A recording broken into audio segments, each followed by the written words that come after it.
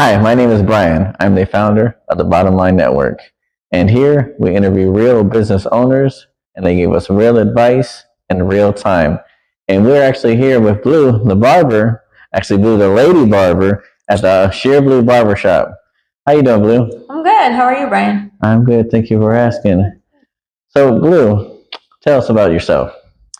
Well, I am a female barber. I'm owner of Sheer Blue Barbershop in Santa Monica. I've been a barber for about 12 years. Correction. I've been a cosmetologist and a barber for the last 12 years and loving it. Perfect. Now tell me, I have a question for you. Okay. What inspired you to actually go into a career field that is mostly dominated by males? I like to do what seems impossible, right? I like, it's a male dominant world. I'm a female. I want to enter that world and take over, I'm also good with my hands. I like being creative, so that inspired me to, work with people and, get into their heads. And do you think being a woman is actually one of the challenges that you face in this career field? It is and it isn't, because it's like a catch-22. I faced a lot of discrimination in the barbershop because some guys didn't want to get their hair cut by me because I was a woman. And then there's that, we want her because she's a woman, right? So you're damned if you do, you're damned if you don't. So that's kind of like the tough part of it. And when did you realize like barbering was your passion or your calling? I realized that was my passion when, everybody goes through stuff in life. And, while going through stuff outside of the barbershop, I would come to work and it's just all the thoughts would quiet down, and I would focus on what I was doing. I was in the present, in the now. And I realized, I was like, dang, I really like what I do. I had a moment where I said, let me change careers. And I was like, what the heck would I do? And I don't like behind the desk jobs. I don't, I can't sit in front of a computer for longer than an hour. So, yeah. So, I realized that's when I realized I like what I do. When I come to work, I feel better, not only mentally, but like emotionally. And when it comes to either being a shop owner or a barber, what unique perspective do you think you bring? Me, myself? As it's two different things, being a barber and being an owner. And I've experienced both ends of it. As a barber, I think I bring the vibe.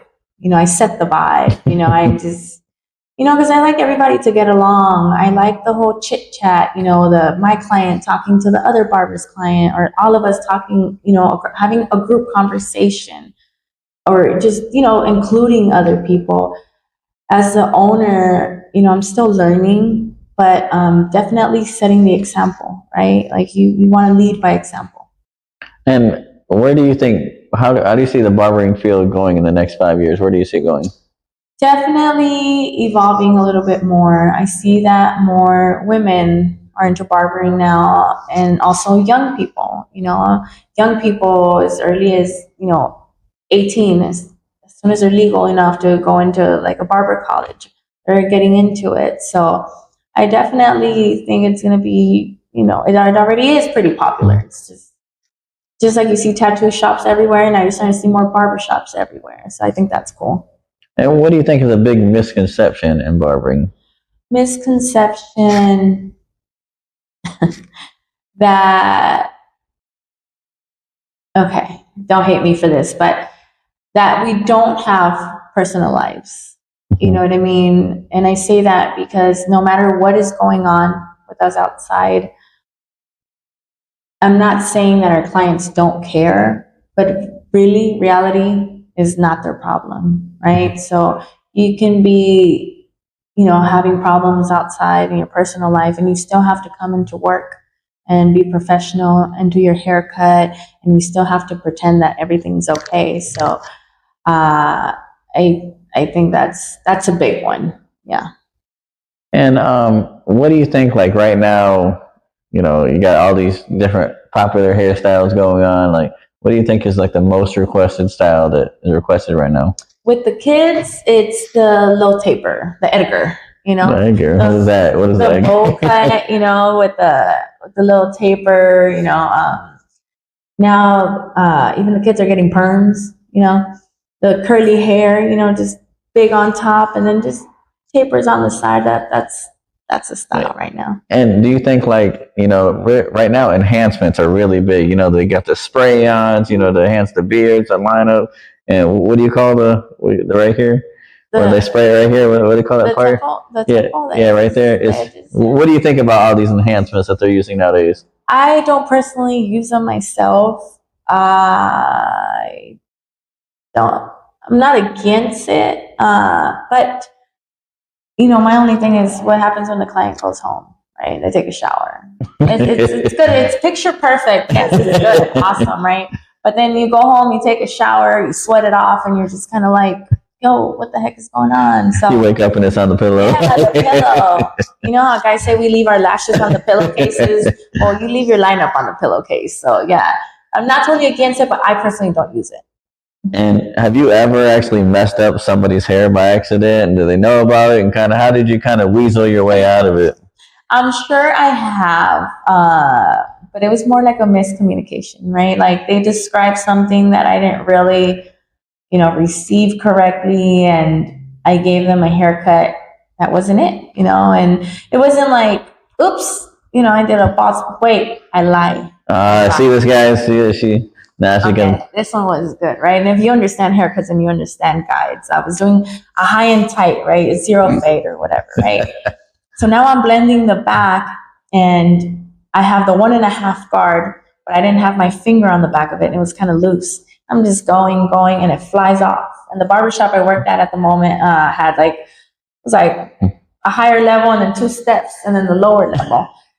So my guard just goes, boom, boom, boom, boom, boom, boom, and it rolls off, and I'm like, oh, and I hit him with the 0 right in the back. And I was like, shoot, okay.